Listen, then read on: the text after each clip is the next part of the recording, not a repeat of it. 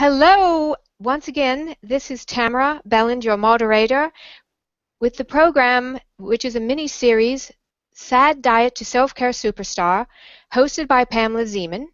And I'm wondering if anyone's noticed any progress in your life so far in the last couple days. And also, I'm thinking you must be resonating with what all of this is about if you're back for the third day, and if you're here for the first time, we want to welcome you. We're so happy you're here. So I'd like to introduce to you Pamela Zeman. Pamela, good morning. Hey, good morning, Tamara. Hello, everybody, and thanks a lot for taking time out of your day. We're really excited to bring this session to you because, we've been talking about food, but we want to talk about relationships as well. Supportive relationships can be very enhancing to our health, or they can be very undermining to our health.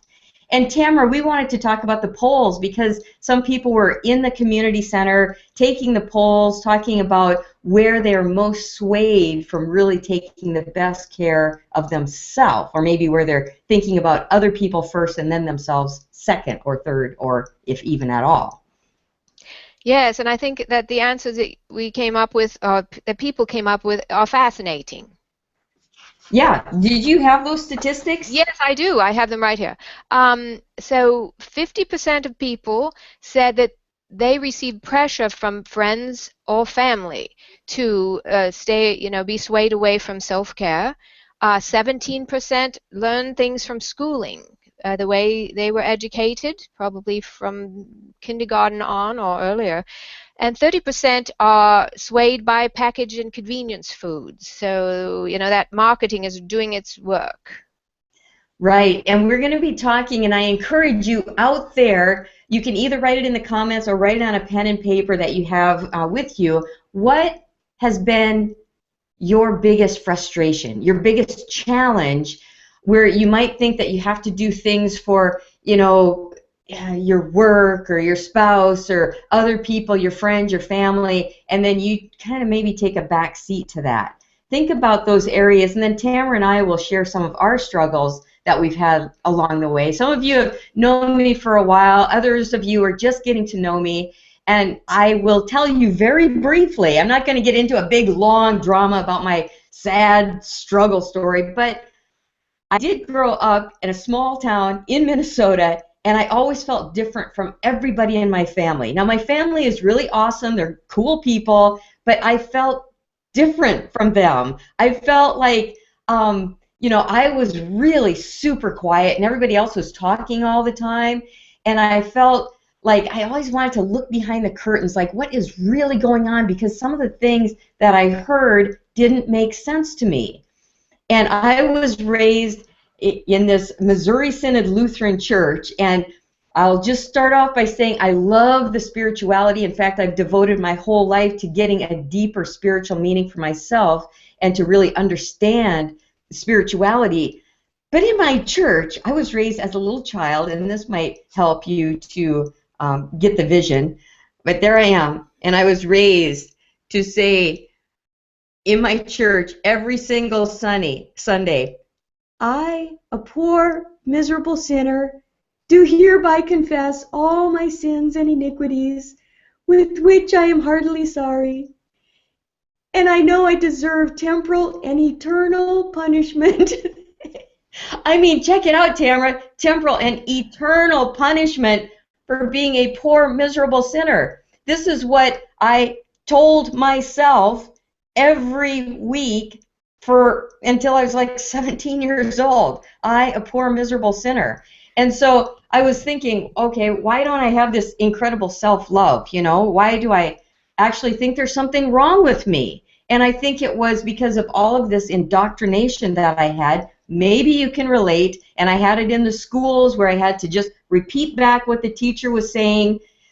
There were a lot of cool things about school, but a lot of them were me regurgitating back what I thought other people wanted to hear, and then my voice didn't really matter. So I learned to not really speak up for myself, and I learned to really conform to what was going on around me. I felt like I really had to, I can feel it right now in my body, like I feel like I'm just shriveling up, like I had to conform. It almost was like protecting myself.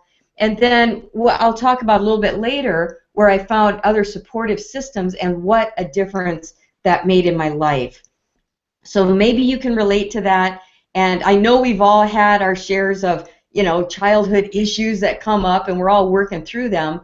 But it's a very powerful thing when you think about how we absorb things as a little child. We're just like little sponges. And when we hear things like that, it can take some serious work to get to the other side of that. How about you, Tamara? What did you experience? Well, Pamela, that's quite an interesting story, and I must say, I don't know if our audience knows, probably not, but we both grew up in the same church. We did not grow up in the same state, but we grew up in the same church, and I think that's part of what has attracted to us as friends over the years. So, one piece of this, which I don't know if it affected you, Pamela, but I paid attention to all of this information. Now, not everyone in my family did. My brother, he didn't pay any attention to it. He did not follow and learn all the creeds and all that. He just, that wasn't his interest. I helped him. He was my younger brother, so I helped him, learn his Bible verses and all that. And I can still remember a couple of his Bible verses, which I can't remember many of the ones that I learned. But anyway, so I think what that does, if you're really studying things and taking things seriously, then it goes into your head. Maybe, the common average person, they did not do this. Even if they were exposed to it, did they study it and truly try to get the truth out of it and, fascinated by what this could mean? No, they didn't. So anyway, I think that had something to do with things.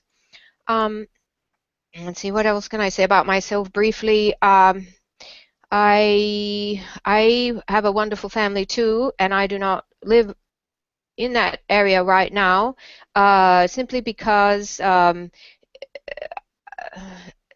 think who I was not really socially acceptable. I was a thinker and an artist, and that really didn't fit into my small town very well.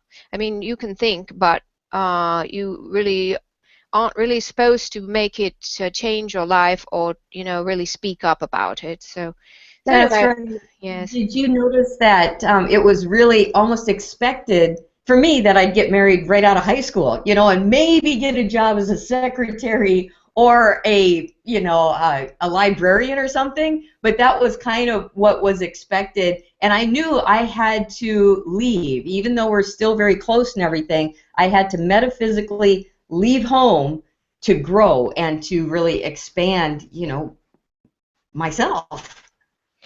Yes, there was that call in me as well. And so even though, I've not gotten the social kudos over the years, um, I have come into feeling good about what my choices, and my life seems to be blossoming now quite a bit, even though I'm older. And usually at my age, which is 58, life may be going downhill in the regular scheme of things, but mine seems to be opening up incredibly. So I do feel I'm going in the right direction for So me. maybe you're related to the Hunzas that we talked about in our last session. The Hunzas who just, they're 100 years old and they're still going strong.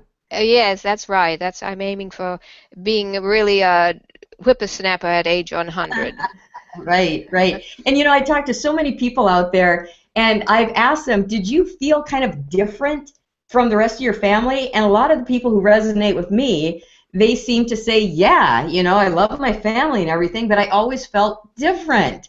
And how can we, rather than think of ourselves as bad or wrong or different, to actually think of ourselves as unique and what are our unique talents that we're here to share with the world? I wanted to bring up one comment here. Christopher Parasol says, what do you mean by self-love? Because narcissists love themselves to an extreme. Do you mean that kind of love? And I'm so glad you asked, Christopher, because if you're asking that question, maybe other people are wondering that themselves.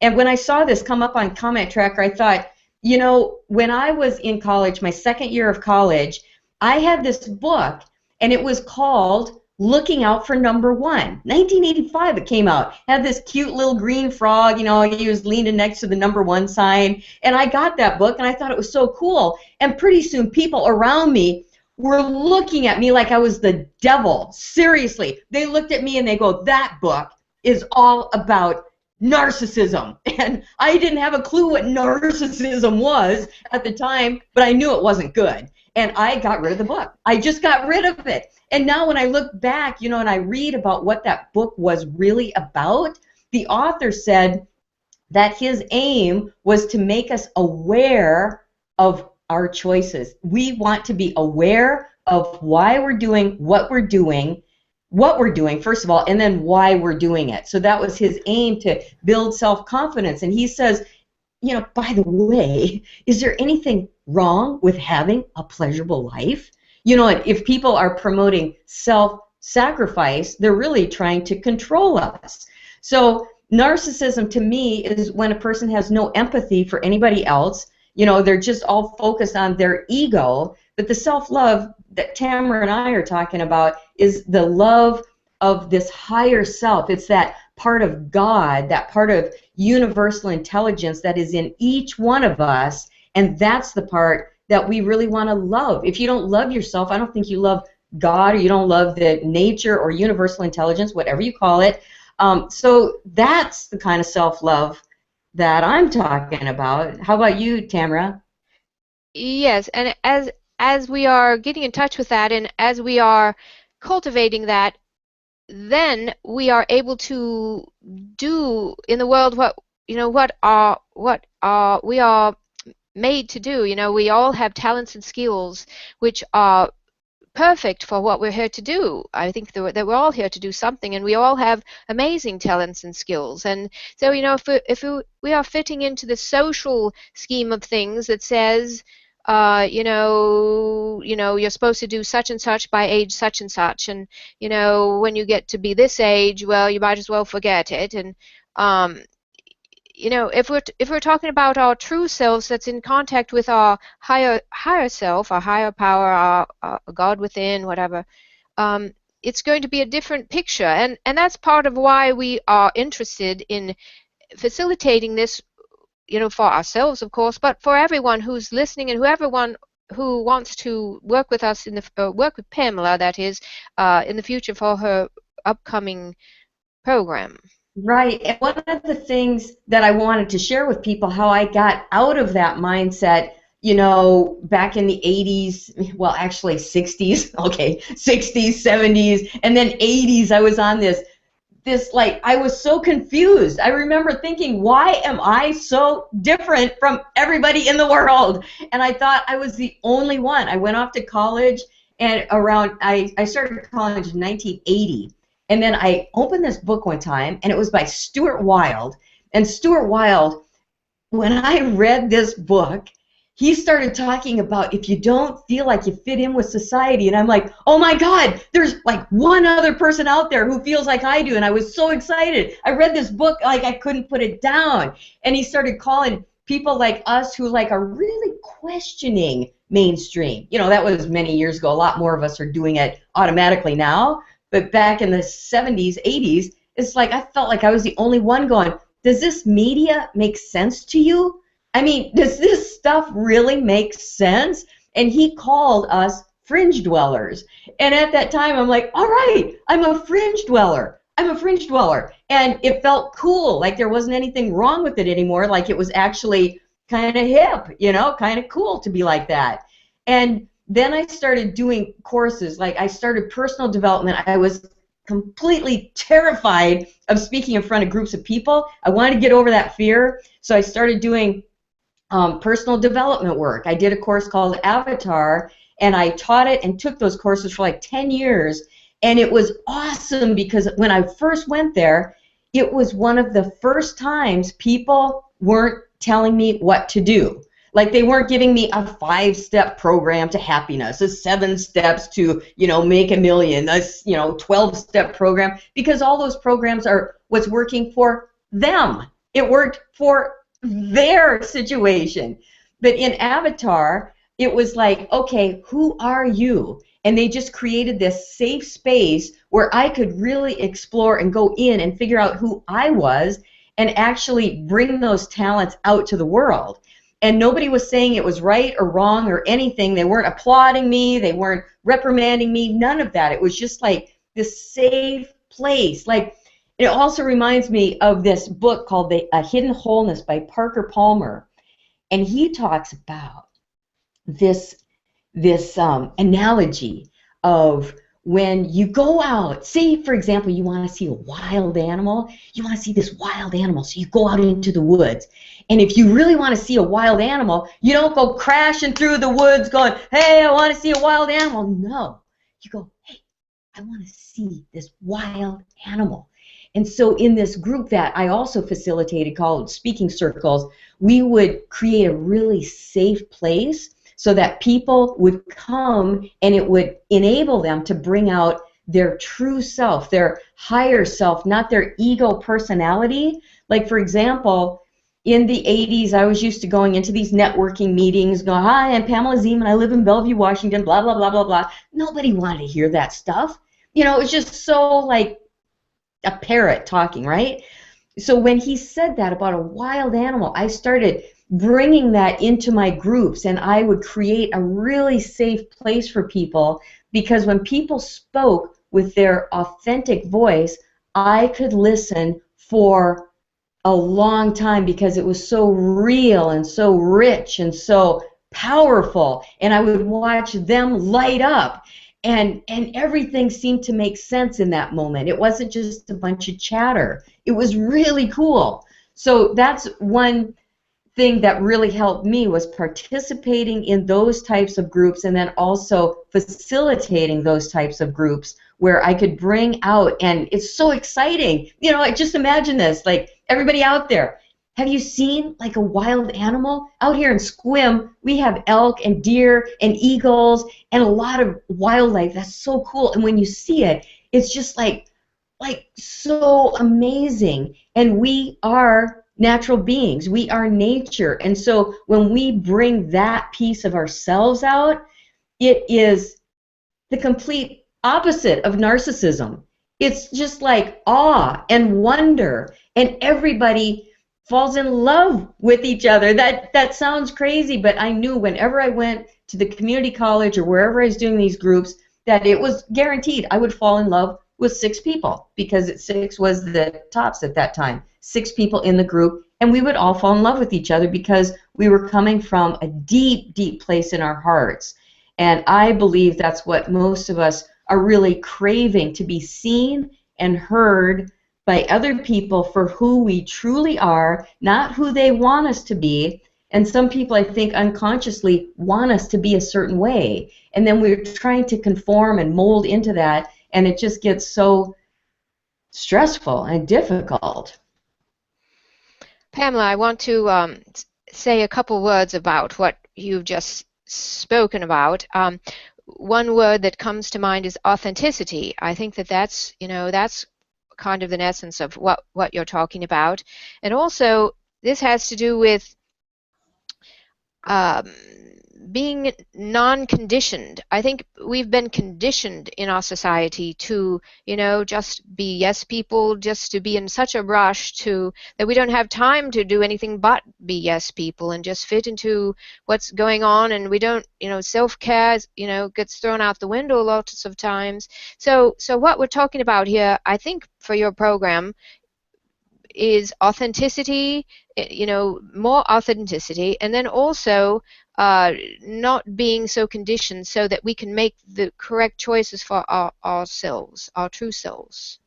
So anyway, I just want to bring that up. Yeah, it is about making the best decisions possible for ourselves, and by that, everybody wins. I read a book about a decade ago called A Minute for Myself, and it's a really quick read if you get a chance to read it. Really short, but so powerful, because the author was saying that he was rushing home from work. He knew he had to be home for his wife, and he had to do this for the kids and everything. But he said when he got there, he was a complete grouch, because what he really wanted to do was stop and wash the car.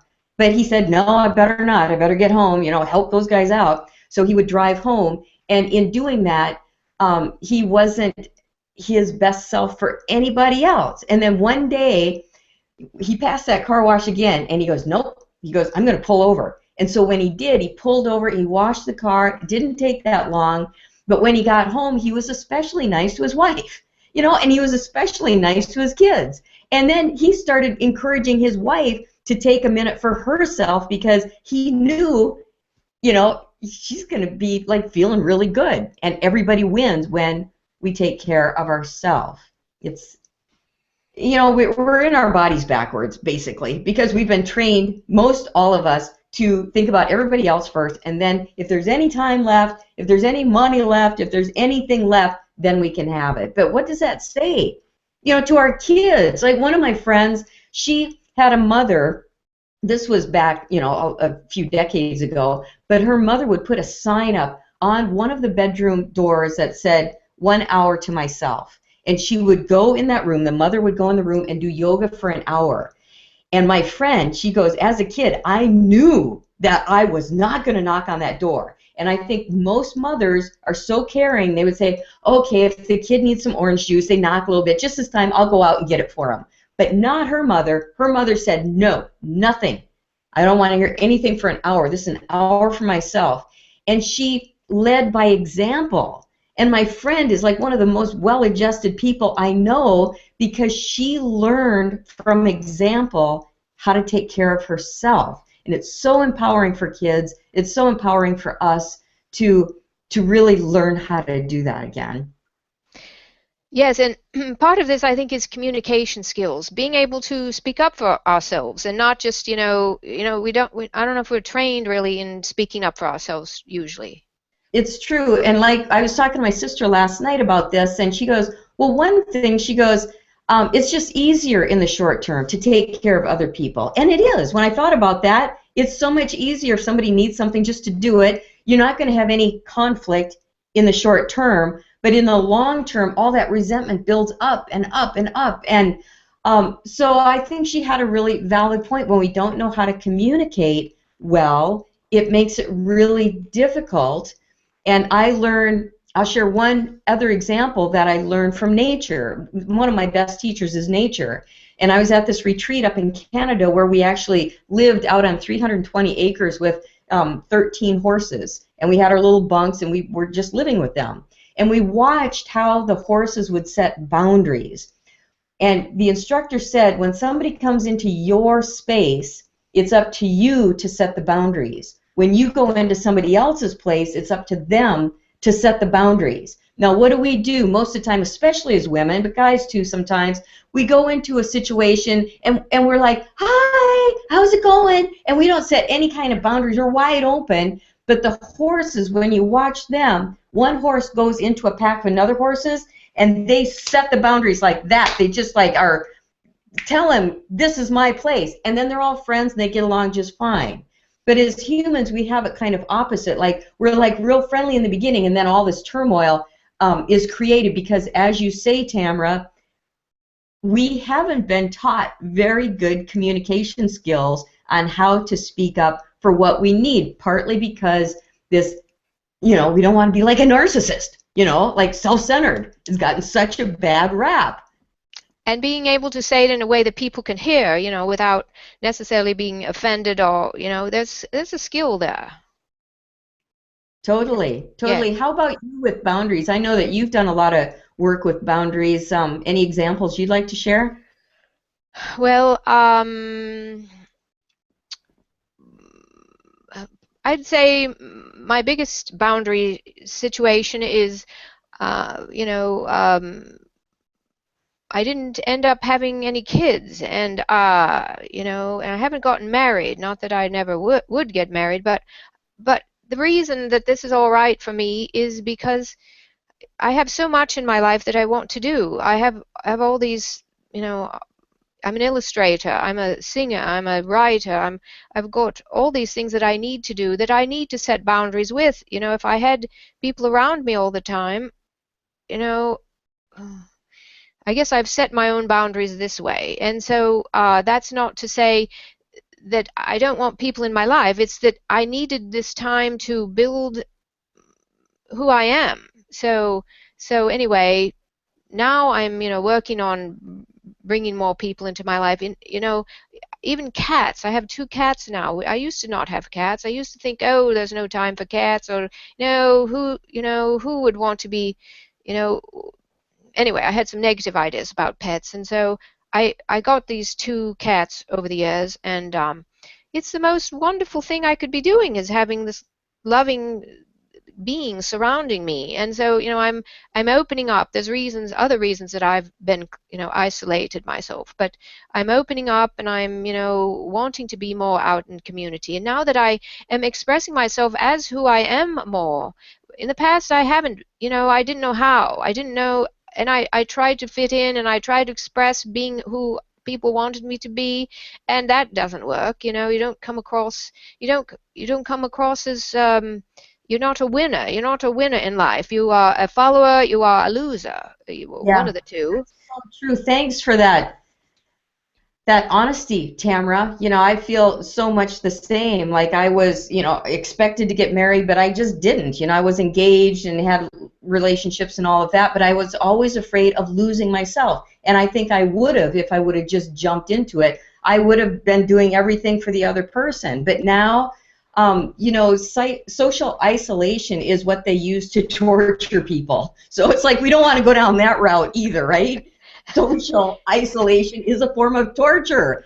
And so to have healthy communities, when I was doing improv and I do the solo performance and all of those things in art, I'm a Minnesota farm girl, right? Art? Are you kidding me? But I fell in love with it, and I was like, I want to spend all of my time in these environments where I can bring out who I really am. For you, it might be something different. For me, it was theater and art and speaking. I just found that I loved it, even though I was terrified of it for so long. But I felt like my whole body shifted. Like I could breathe easier. You ever notice that out there in the audience? You notice you can just breathe easier.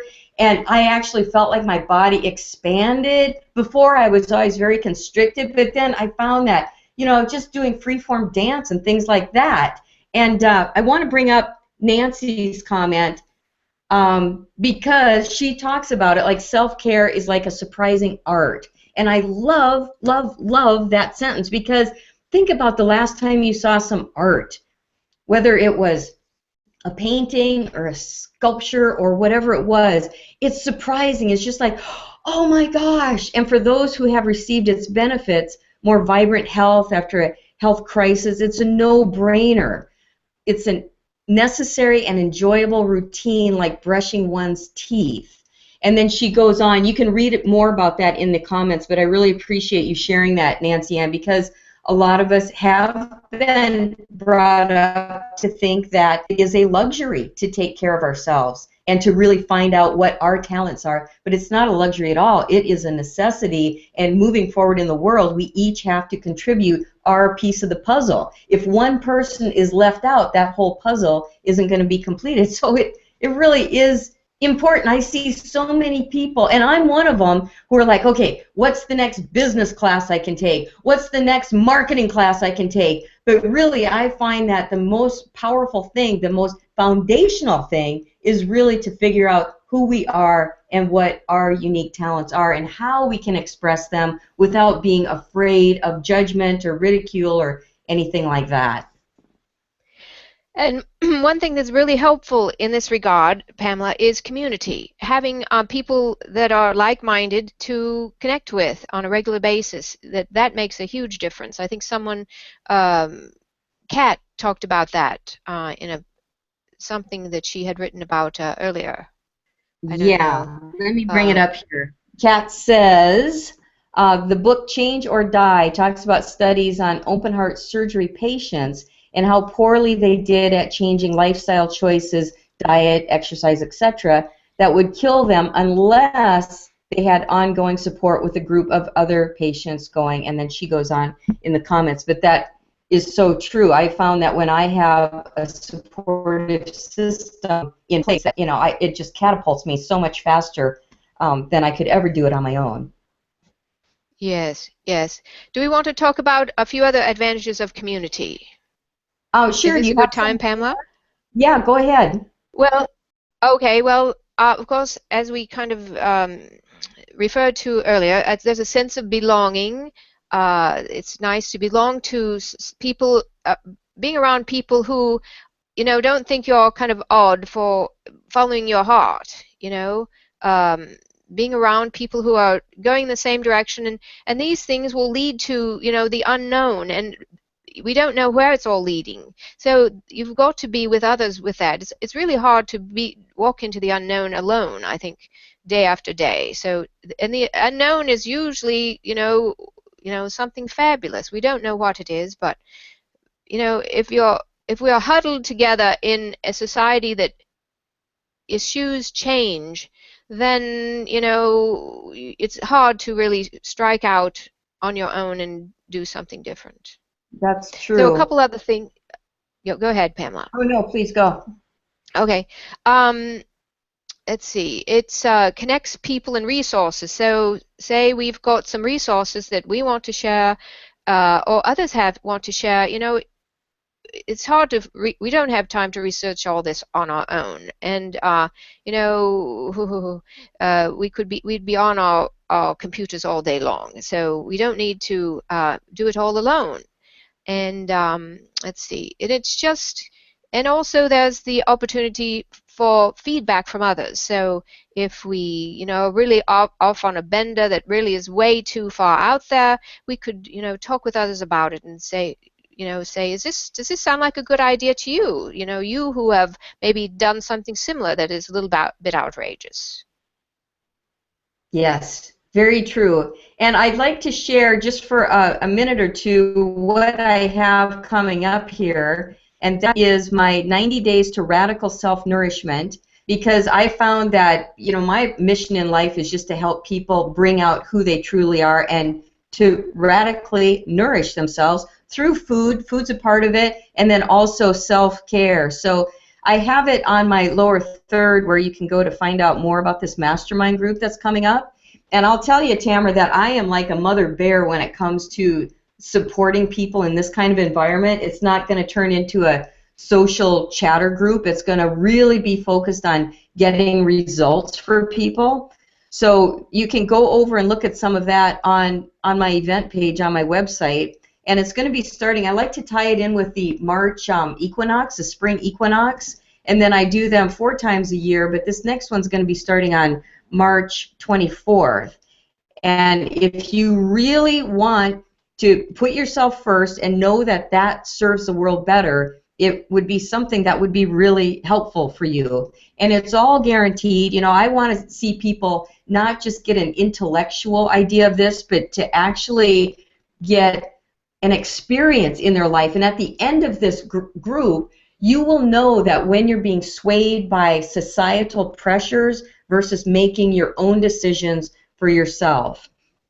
So everything is here. And if you have more questions, we're going to open up the green room at the end of this if people want to come on and chat for a while about it. I have bonus trainings that includes everything that I've done, my 5-week program, and I condense it into webinars. We're going to be doing this live, but this is just a bonus training that I wanted to give people that helps them with their diet as well. And part of that is, getting the tools, clearing your kitchen cabinet, connecting and kicking the sugar habit once and for all. If you want to let go of dairy, a lot of times people are hooked on cheese, and if you want to, that's a part of it. It's all your choice. And then how can you double your nutrition with half the cost? So that's part of what is included with that. And there is also down here at the bottom, this is 3 pays if you want to do it in 3 segments, or if you want to save some money, just pay for the whole thing in one shot. So you can find out more about that on my website. And I will stop screen sharing now. And we can get back. Part of what I'm going to be doing in this mastermind group is focusing on how can we love ourselves more. It sounds funny, but it's so important. And that is really having adventures. Like what is an adventure for you? It might be something totally different, but how can we prompt you, to go out and have more adventures in your life, because that's where you really discover your hidden power is when you go on an adventure. Tamara, when I came over to Swim, there was nobody to help me move. I wasn't going to hire people just because I felt like I should be able to do it on my own. I went out and I got a 10-foot truck. I put everything I owned in that 10-foot truck and just got rid of what didn't fit. And I moved over to this house. I'd never even seen this house. I just got it online. And it was one of the biggest adventures of my life. And when I moved in here, it's like, this is exactly where I want to live. I mean, it's so peaceful here. It's so beautiful. It's like a little Shangri-La. And I'm like, when we have an idea in the back of our heads, it's there for a reason. You have that idea like, God, I'd really like to do this. And you wouldn't get the idea if you didn't have the skills necessary to make it happen. So that's part of it, the adventures, and then taking responsibility. We're going to find out which area in our lives aren't we really taking full responsibility for our own lives. For me, for a long time, I wasn't really responsible for my own health. I was eating convenience foods, I was eating packaged foods, and now I've learned how to actually do knife skills, and we're going to talk about more of that tomorrow. So come back tomorrow because we're going to go over on, you know, healthy salad dressings and healthy to-go snacks. So that's what we're going to cover tomorrow in this mini course. But for me, that was really important. It's like, you know what? I've really let that responsibility part of my life go to somebody else. And I remember thinking as a little kid, it's like, oh, they're going to have a pill for whatever I get. I really thought that. It's like, whatever I get, they'll come up with some kind of pill. What, you know, how much of the responsibility was I just outsourcing to other people? And I think a lot of people are going, hey, I can just pay for it. I can pay for someone to do this. And granted, some things on your website, things like that, it's important for you to just say, hey, I'm going to pay for consulting. I'm going to have somebody do this for me. But when it comes to your life, you can't outsource that. We got to take care of that ourselves. Any thoughts on that, Tamara? Well, that's a mouthful, Pamela. One thing that I would like you to clarify for people is the mastermind idea, because not everyone's familiar with that. Okay. Well, a mastermind is when people come together with a similar group cause, you know, like they have individual goals that they are working on, but as a group, they are there to support each other. They really want everybody else to be successful, and they're going to do everything possible so that everybody is successful in that group. And when we come together, you know, you've heard that phrase, when two or more are gathered in my name, there is another presence that is there. Well, that is the mastermind. You can get so much further in life when you bring other people together in this kind of environment. And all the great successful people, you know, Jack Canfield, who wrote Chicken Soup for the Soul, he came up with that idea in a mastermind group. And Napoleon Hill, all the greats, they were all in mastermind groups.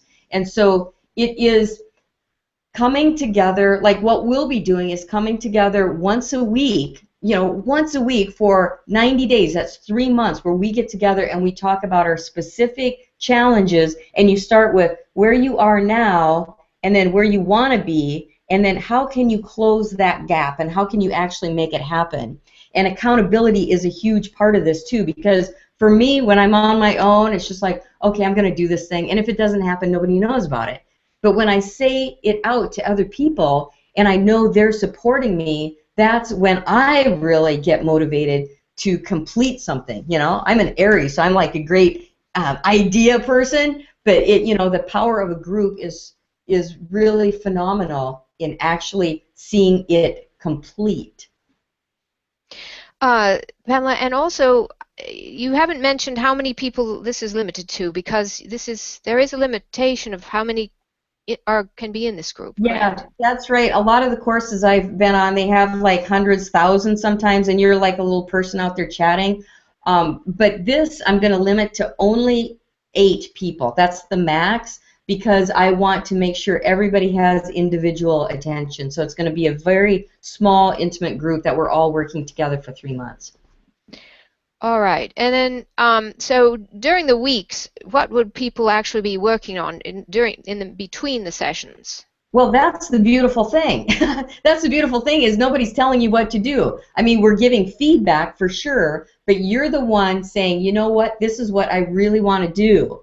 And that's where the speaking circles that I have done in the past, I'm going to incorporate some of that into this mastermind so that people can really get in touch with what they really want to do, not what they feel like they should do. You know, it might be business related, it might be food related, it might be, you know, your own self-care related, you know, where I think it was Lon, and I just a shout out to Lon that he mentioned peace, because it sounds like he has a really hectic work environment. And so it could be, you know, how can I create more peace of mind in my life? So then we will get together and everybody will have a certain amount of time, and then how can you incorporate more of that into your life and then see how it goes week by week. And then by the end of 90 days, it's all guaranteed. If you don't get it, you know, for me, it's like bad karma. I don't want your money if you don't get the results that you're looking for. So that's how I operate. All right, Pamela. I wanted to let people know if they would like to join the community right now, there's a link that you put out there, right? So if they'd like to just connect with this small group just now. Right. And that link will be down in the comment section. So with this group, if you want to add your comments, like we did, you know, some homework exercises, people were commenting on process people and things like that. So it's great to share those ideas with others. I'm just looking for the comments. Go ahead, Tamara. I just want to report about my homework. Something I did. I was going to go to the zoo. And that was one of the things I said I would do. And it turned out that yesterday was the day that it was fit into my schedule to go to the zoo. However, it was 100% prediction of, you know, rain all day. So I thought, oh, I don't want to do that. So what I did instead, I thought, you know, what I could have done without the community, you know, knowing what I was doing, I could have said, oh, well, you know, Saturday I've got so many things to do. I've got, you know, I really need to be at my desk. Excuse me, I really need to be at my desk and at my computer working on all these things. But no, I did not do that. I thought, now what would I really like to do instead of that? And I'm in tune with my inner child, and my, you know, that's part of our true self, I think, is our inner child that is still in there wanting to have fun in life. And so she wanted to, she thought going to the rec center and working out, because she likes that. She likes exercising, even though, you know, it's easy for me to think exercise, but she likes exercise. And then, so also go swimming. She wanted to go swimming. So I thought, okay, I'll do that. So I did go. It was later than I thought, and I did exercise. And then by the time I was ready to go into the swimming pool, I went to the front desk, and they said, oh, we're closing early on Saturday night, so no swimming. So anyway, that was a downer, but I'm going to go swimming in the next, I don't know if it's going to be today, but it's sometime this week. So anyway. Awesome. And Lon says he's still working on the homework. Go, Lon. I want to put a shout out to DuPont. JP is here with us as well. And here's what Lon says: I eat when I'm bored. And I think we can all relate to that. I know I certainly can. How about you, Tamara? Oh yes, and part of that, I think, that eating when you're bored is the isolation. You know, if you've got someone to call on the phone and say, you know, I'm eating when I'm bored, let's chat about something. You know, that's part of this community we're talking about, right? Yeah, to understand. Yeah, totally. Our emotional eating. When I did the 10-day cleanse, and I do them 10 times or 10 times a year. I do them 4 times a year, a 10-day cleanse, and it really lets me know when I'm just eating emotionally, because it is the Purium cleanse and I get all kinds of nutrients. I mean, that thing is just loaded with nutrients. So I know that I'm not starving. I'm getting amino acids, I'm getting the proteins I need, I'm getting everything I need. And yet when I do this, I find that I automatically open the refrigerator and it's like I'm not hungry at all. I'm just going there because either I want to you know, there's something I'm feeling that I'd rather not feel, so if we eat, we can, you know, not feel those feelings. Or, you know, I'm just bored, like Lon says, it's a lot of that. And so what I found is it would come around 3:30, 4 o'clock in the afternoon, and I would put it on my schedule to just take a little nap. I'd take 15 or 20 minutes, put a timer, put my legs up on the couch and just chill out. And then it would go away. But if I didn't do that, I would want to grab for something. Or I would journal. I'd just take out a piece of paper and I would just write all my thoughts down. Or my trusty iPhone. I love this because what I'll do is I have a app here for a speakerphone. And it's like I just pop that on. I talk into it. I talk all my feelings into, I mean, you see me out on the beach doing this. It's probably very funny looking. But I just say everything I'm feeling into my phone. I just say everything, and then I hit stop, and I listen to it, and it sounds kind of funny, but it gets me over that hump where I'm not just eating just to be doing something because I'm bored or I want to cover up some of my emotions. And also, I found that if we eat when we're bored, part of it is we may be tired, as you're saying, and food gives us energy. So, like you're saying, take a little nap for 10 minutes. That can make all the difference. And instead of, thinking it's good to be able to connect these two things together rather than just, thinking I'm hungry. Or even if I'm not hungry, I want to eat. But part of it is needing self-care. This is a self-care issue.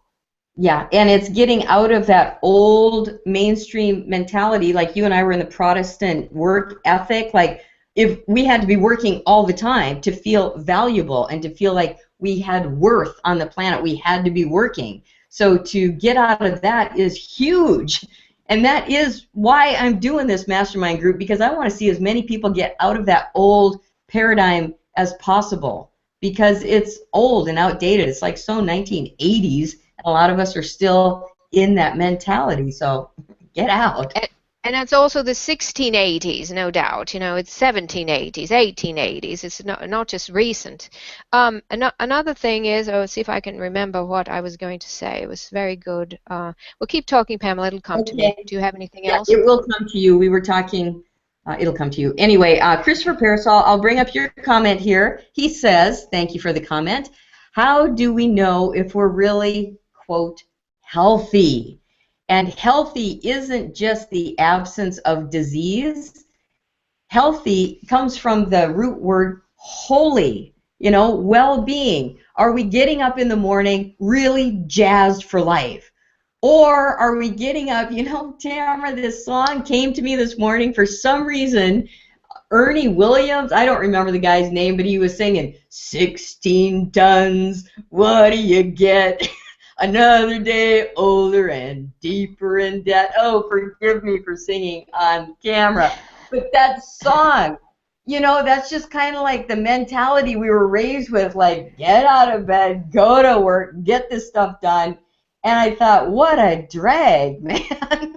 I mean, so healthy, as you asked, Christopher, what does it really mean? It's not just, is your blood pressure good? Are all your vitals good? You don't have any disease that we see right now, but are you energized for life? Are you really jazzed? Are you excited to get out of bed in the morning? I think that is healthy mentally, physically, and we're all working on this. I'm working on it just like everybody else. It seems like when you get one area really good, like maybe your relationships are really top-notch, you're really great, but maybe the food thing isn't so good, or maybe you feel like you could be contributing more to a cause or something that you really want to leave a legacy for, and that's not really being handled. So which area of our well-being needs a little bit of attention? And I don't think that it's ever completely done until we're dead. Because we're living on the planet, that means there's more of us to evolve, more to evolve and grow and learn and contribute back to the world. So that's my definition of healthy. Anybody else wants to share in the comments, or you, Tamara? Well, I thought of what I wanted to say, so I will switch over to that. It was about radical transformation, radical self-transformation, which is part of your title, correct? Yes, it's 90 days. Radical self-nourishment. Oh, no, self-nourishment, okay. So this radical idea, people have thought, oh, radical, but what has been normal has been working ourselves to death. That's normal. And until your heart attack, people get a heart attack. I don't want to mean anyone listening, a heart attack or, cholesterol increase, you name it. So what we're talking about here is radical in that taking care of yourself has to happen with everyone. We all have to be going in that direction. So this is really on the leading edge, even though it seems to be, it has to be different. Something has to be different because we can't continue going the road we're going. Don't you True. agree, Pamela? I do agree, and it reminds me of the quote from the Aboriginal woman who said, "If you've come here to change me, you're wasting your time." I think she said, "If you've come here to help me, you're wasting your time. But if you've come because your liberation is tied with mine, then let's work together." And I've always loved that because, I hate it when people are telling me what to do. I run from that. I have had people telling me what to do my whole life, it seems like, and I'm like you, resist, resist, resist. But when we all work together, like your liberation is tied with mine, like we can't really be free on this planet unless we're all free, because we're going to be walking around seeing people in pain, in misery, and that takes us down a notch. So to really help all of us get to the radical side of self-nourishment is really where it's at. Yes, and I think one thing about this program that's different from others that people may be considering is that there's the communication piece. That's really important. There's knowing what foods to eat, knowing how to change, working with others, but then being able to communicate. I think that's really... It's true, and that's a big part of the bonus section as well, because I spent so much of my life being afraid of speaking that I went out and learned a lot of it on my own through all these different programs, and with improv as well, because improv is really about connecting with others and maintaining healthy relationships. And that's a subject for a whole nother hangout, but improv is great, and I will teach people. People have come back to me in my communication class in Bellevue, and they said, "I've been working with this woman for 20 years, and we have never gotten along. And I used one improv technique, and everything changed." And when I hear stuff like that, I live for that. I mean, I really live to hear people go, "Oh my gosh, something that's been a burden weighing me down for so long is now behind me." Congratulations, Pamela. I'm sure that does feel very good. Yeah. We've got a comment here that I think we can fit in yet from Lon. Yes, Do you see I was that, just going to Pamela? bring that up. It's a great one. Okay. Do you want me to do it? Yeah, since you brought it up, There it it would work is. best. Yes. Okay. Okay, Lon says, "I work 10 to 12 hours a day, 67 days a week for 15 years, rarely taking vacation day, and when I did, I worked remotely. IT work never sleeps. Our company was acquired by a larger company, and now my responsibilities are reduced so much that I feel..." Guilty for collecting a Yes. paycheck sometimes. My friends and coworkers say I now have a normal workload, but it doesn't feel like it. It is taking me a long time to adjust. That's tough. I hear this from so many people. I hear that, the corporations are changing everything, and people have so much more of a workload, and they have all the responsibility, but they don't have the authority. So that's really a tough place to be in. Yes, and that is also an example of, having to spend all of our time working. If we're working all the time, that's so easy to do. And, now what do you do if you don't have all that time to work? What do you do with your time? So, there's leaders that, you can follow a leader. I'm just thinking, Pamela Zeman, you're a pretty good leader for this sort of thing, I would say. Well, thanks. And I'm reading Lon's comment again. So he actually feels like he has less responsibility now and feeling guilty. And that guilt, I thought about guilt this morning too. It's like, well, mine comes from the church. It's just like I felt guilty for having a good time. I really felt guilty, like I'm supposed to be this, here, poor, miserable sinner, and I confess all my sins and iniquities with which I've, and that's a lot of guilt. That's a whole lot of guilt. So it's okay. That's why when I first learned about Stuart Wilde, and he was like, is there anything wrong with having a pleasurable life? And I'm like, no. Actually, that would be pretty dang cool. That's what I'm striving for now, is to really, I figure when I'm dead, I'm not going to have the senses that I have now. I'm going to be on the other side going, dang, I wish I would have had more tarragon, or I wish I would have had more dancing or whatever it is. This is the time to do that when we are human beings on the planet. Yes, and we don't have anybody, there's nobody out there really in the media that is saying, go, go, go, do this sort of thing. So it has to come from people like this, situations like this. I mean, this is a good way. It's so true. Yeah, media is encouraging us to drive through the fast food, keep working, keep going, and get on that hamster wheel so you can buy more stuff, and keep working so you can buy more stuff. And we really don't need more stuff. We need more love. That's what we really need. So I think it's at the top of the hour. I want to say thank you to everybody who joined us on this Sunday and in the replay as well. And also come back tomorrow. This is session 3, but in session 4, which happens tomorrow, we're going to talk about healthy to-go snacks and how to make healthy salad dressings at home in 5 minutes or less. Okay, do you have anything to wrap up with, Tamara? Well, I just want to remind people that if they are interested in the actual program, Pamela, say the name again. It's 90 Days to Radical Self-Nourishment, and you'll see down here in my lower third that the link is right there. So I encourage you to hop on, and I have all kinds of unannounced bonuses. I have lots of stuff coming up, but I just haven't said what all of that is yet. But it is once a week for 90 days.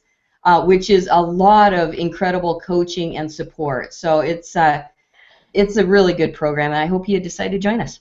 And it starts on March 24th. It starts on March 24th. And if you would like to come into the green room, just put a comment in the chat section, and I will send you an invite so we can connect a little bit after I hit stop broadcast, which I'm going to do like right now. Okay, everyone, thank you so much for being here. We really appreciate you all showing up. Yeah. Have a great day. Take care. See you next time.